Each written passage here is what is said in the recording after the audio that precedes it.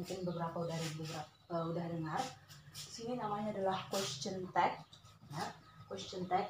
Kalau sebelumnya materi yang saya berikan kepada kalian adalah how to give your opinion to the others. Ini merupakan salah satu cara untuk menyampaikan opini kamu seperti apa, gitu ya. Nah, di sini udah ada dibuat. The title is question tag.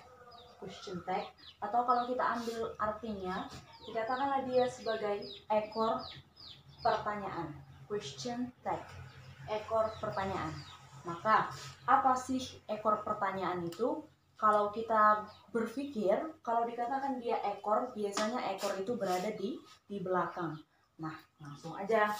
Ekor pertanyaan itu biasanya berada di belakang. What is the function of question tag? Apa sih fungsi dari question tag itu? Izinkan saya membuat sebuah kalimat. Sebuah kalimat. For example, she is beautiful. Kadang-kadang or sometimes ketika kita memberikan sebuah pernyataan atau statement, kita ingin mempertegas sesuatu. Maka kalau dalam bahasa Inggris biasanya seperti ini. Contoh seperti ini, she is beautiful, maka kita katakan dengan isn't she? Gitu dia. Jadi dengan kata lain, kalau dikatakan dia question tag, fungsinya adalah menegaskan or make sure, menegaskan sebuah pernyataan. Ya, yang mana pernyataan? Yang ini. Yang mana mempertegas pernyataan tersebut? Yang ini.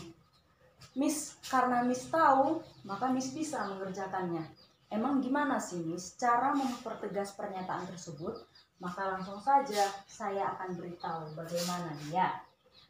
Caranya adalah perhatikan kalimatnya itu positif atau negatif. Positif atau negatif. Kenapa? Kalau sebelah kiri positif, maka question tag-nya, saya ulangi, kalau pernyataannya positif, it means the question tag must be negative. Bagaimana itu? Dia seperti ini. Ya, buat seperti ini ya. Subject plus predicate atau mungkin kata kerja ya. Or auxiliary, tidak ada notnya atau kalimat itu berbau kalimat positif, maka auxiliary. Maka question tag-nya adalah auxiliary plus not plus subject ditambah question mark. Maka seperti ini kan? Subject ditambah auxiliary, ya kan? Maka question tag-nya adalah auxiliary yang ada di sini tambahkan not, dan dia wajib disingkat.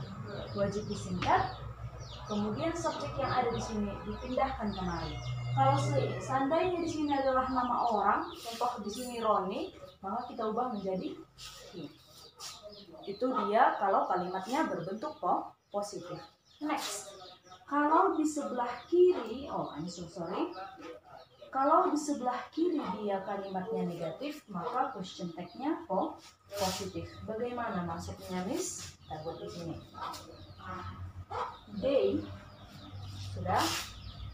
They don't understand the lesson.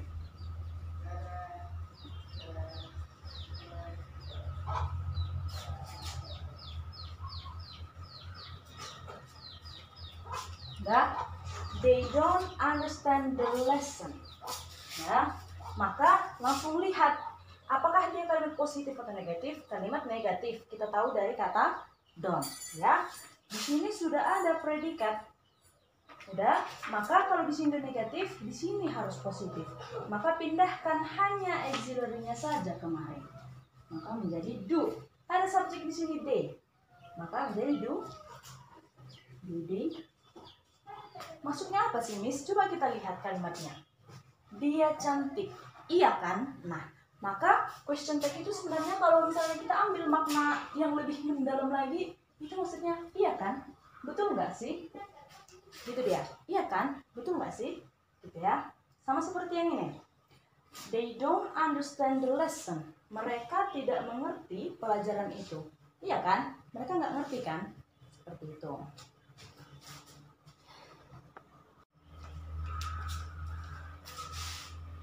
Maka ini kita simpulkan sebagai rumus utamanya, begitu ya.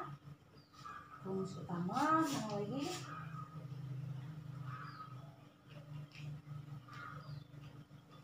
Sedangkan kalau yang negatif, rumusnya adalah, maka kita bisa simpulkan subject plus ya predicate, bikin P aja di sini, predicate atau auxiliary plus not, dengan kata lain dia berbau negatif, ya.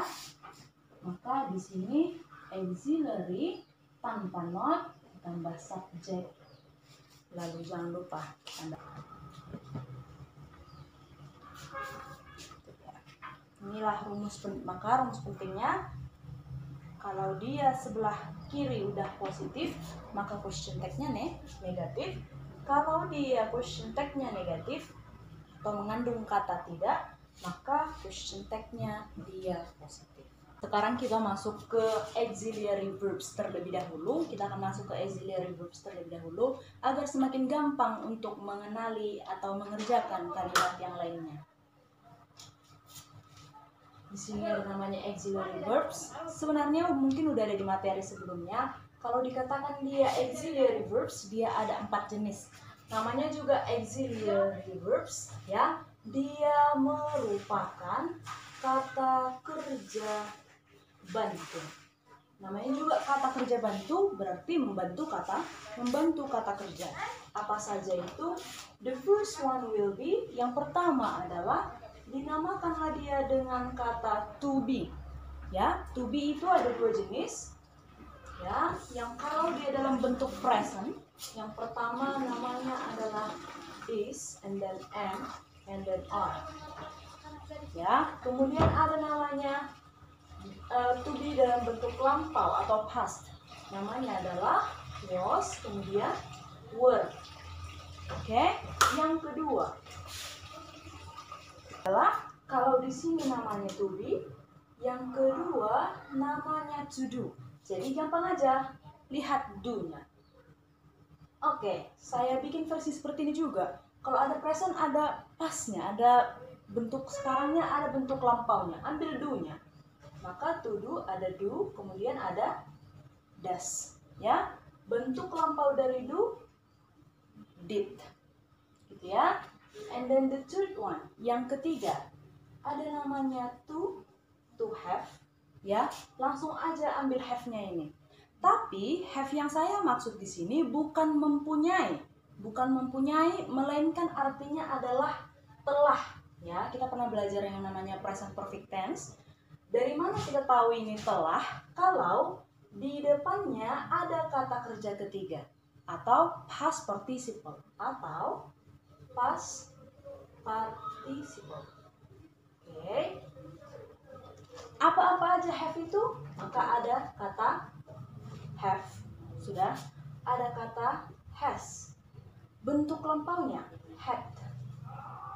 Ya, lagi-lagi Miss bilang dia dinyatakan sebagai auxiliary kalau di depannya ada kata kerja ketiga. Bagaimana maksudnya Miss? Nanti saya berikan contohnya. Yang keempat namanya adalah modals auxiliary, ya. Modals auxiliary, apa-apa saja modals auxiliary itu Miss. Maka kita masuk contoh yang paling umum. Ada can, ada may, ada must, ada should, ya. Kemudian ada kata would, can, may, must, should, would. Kemudian ada kata could, might.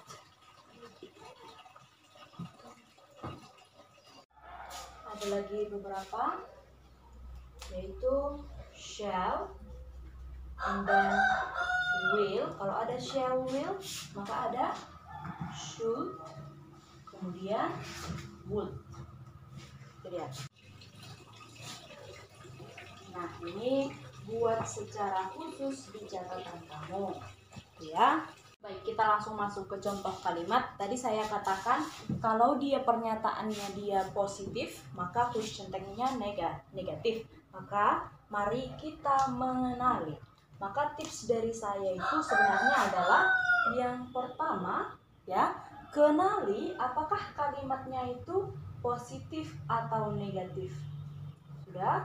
Yang kedua, kalau sudah dapat positif atau negatif, temukan apakah ada auxiliary atau tidak.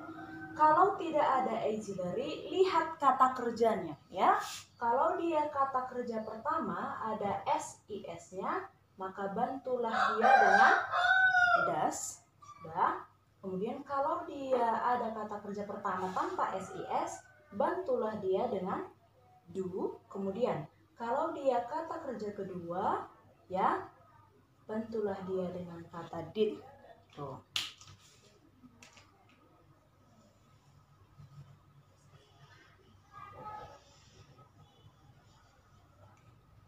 Ya? Baik, kita masuk ke contoh soalnya. Kita lihat, they are happy. They are happy. Langsung lihat apakah dia positif atau negatif.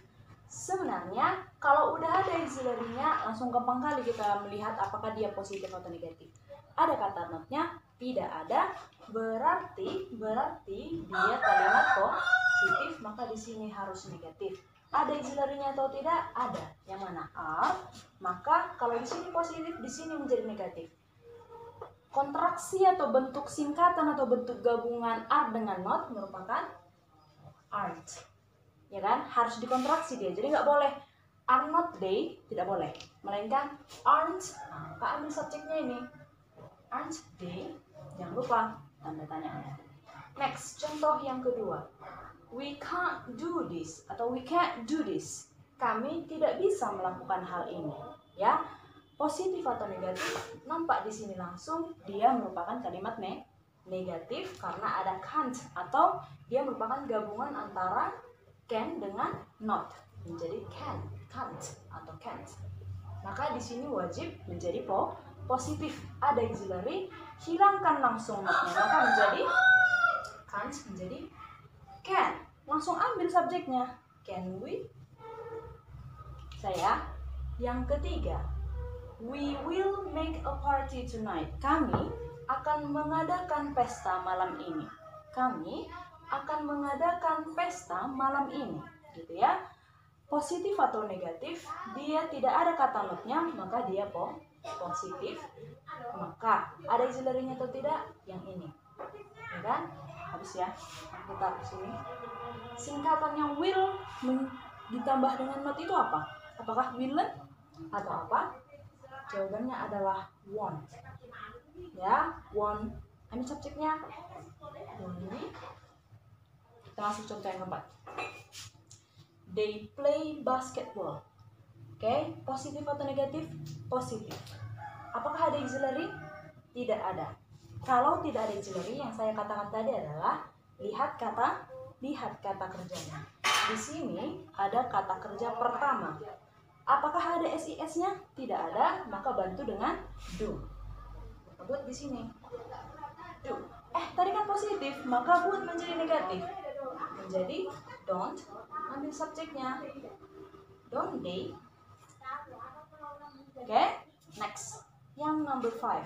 She cleans the bedroom every day. Dia membersihkan tempat tidur itu setiap hari. Ada auxiliary atau tidak? Tidak ada kan? Maka yang kita lihat adalah kata kerjanya. Dia berakhiran S, gitu kan? Maka gunakan does. Tadi ini positif, maka di sini harus negatif. Doesn't she? Dia membersihkan kamarnya setiap hari. Betul nggak? Nah, itu dia ya. Next. They stopped watching TV. Mereka berhenti menonton televisi. Miss mau lihat yang mananya kan? Yang ini apa yang ini? Selalu lihat yang di samping subjek. Tidak ada auxiliary, dia merupakan kata kerja kedua. Maka kita buat dia menjadi kalau dia kata kerja kedua, bantu dengan kata did. Maka menjadi di sini positif, maka di sini harus negatif. Maka menjadi didn't. Ambil ini didn't they. Kita masuk contoh berikutnya. saya mau menunjukkan perbedaan have yang saya katakan tadi. Ada tadi auxiliary itu have, ya kan? Langsung lihat positif atau negatif, tidak ada kata not sejauh ini. Kemudian apakah ada auxiliary? Ini apa? Dia merupakan gabungan antara we dengan have.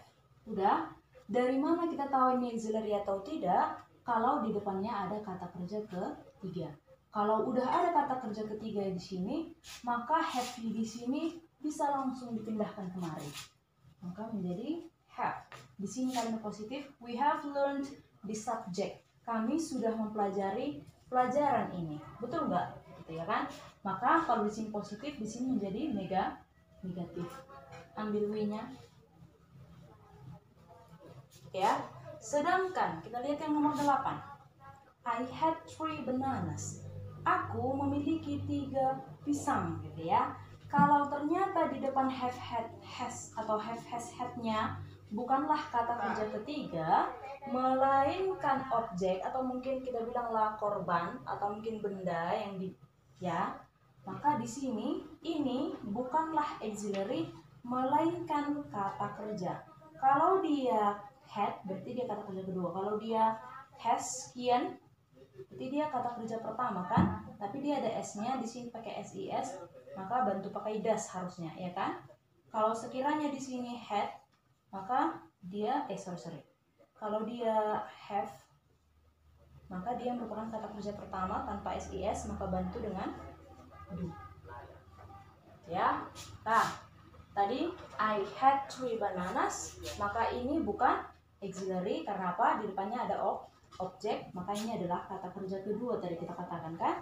Maka kalau kata kerja kedua dibantu oleh did. Positif atau negatif? Positif, maka di sini menjadi didn't I.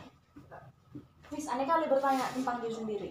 Bukan menanyakan diri sendiri, bukan, tapi mempertegas sesuatu. Ini betul nggak? Aku punya 3 pisang loh. Ya nggak, betul nggak? Kayak gitu dia. Baik, sekarang kita masuk ke yang namanya exception atau kalau kata dasarnya di sini adalah except atau kecuali, maka dikatakanlah exception itu sebagai pengecualian. Pengecualiannya ada 4 di sini dibuat. Bukan 4 kalimat ya, tapi ada 4 bagian gitu ya. Kalau kalimatnya, contoh di sini, I am beautiful. Ya, positif memang. Ada auxiliary memang. Kalau di sini positif, maka di sini negatif kan gitu kan. Tapi mungkin atau terdengar enak nggak di telinga kita ketika kita katakan I'm beautiful. Means I tidak mungkin kan? Kenapa? Karena kan di sini harus disingkat kita katakan, gitu kan?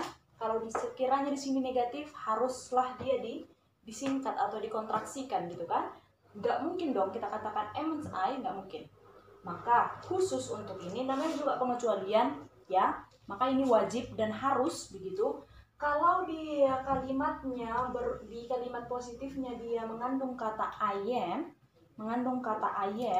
maka question tag-nya adalah aren't I? Ya, aren't I? Itu dia ya. Kemudian yang kedua, kalau dia kalimatnya mengandung kalimat larangan dengan kalimat perintah, ya. Kalimat larangan, contoh don't, dengan take the book, ya. Kalimat larangan, maka di sini question tag-nya adalah will you? Contoh. Jangan ribut. Will you? Bisa nggak? Itu maksudnya ya. Take the book. Ambil buku itu. Bisa nggak? Ambil dulu. Bisa nggak? Seperti itu ya. Itu maknanya. Itu dia. Bagaimana cara mengetahui dia larangan? Dia di depan kalimatnya langsung ada kata don't. Bagaimana kita tahu dia kalimat perintah? Dia kalau di depannya diawali oleh kata kerja. Jadi kalau sebuah kalimat itu di depannya udah kata kerja, dia merupakan kalimat perintah. Next, yang ketiga adalah kalau ada kata let's, ya. Kalau ada kata let's, ya, ini kan berasal dari kata let us, ya. Di sana tidak ada subjek, ya, melainkan let's itu adalah ajakan. Kalau ada ajakan seperti ini, ya, maka langsung aja question tag-nya wajib menggunakan shall we, ya, shall we. Gitu dia. Next, yang terakhir. Kalau sebuah kalimat mengandung kata never, rarely, seldom, hardly ever, saya ulangi, never, rarely, seldom dengan hardly ever, atau tidak pernah, jarang, jarang, hampir tidak pernah, ya, itu kan maknanya negatif ya. Sekalipun tidak ada kata not di dalam kalimat itu, kalau udah ada kata ini, kata salah satu dari mereka ini, dia mengandung kalimat negatif. Maka contoh, we never go to Parapat. Memang nggak ada kata not di sana kan gitu kan? Tapi ada kata never. Ya, ada auxiliary di sana? Tidak ada. Maka langsung temukan kata kerja. Kata kerja keberapa? Kata kerja pertama tanpa s, maka bantu dengan kata do, ya kan? Do. Di sini tadi positif. Di sini udah negatif, maka nggak perlu pakai don't di sini. Maka menjadi do. Oke. Baik, sekian untuk soal kita hari ini beserta materinya. Untuk berikutnya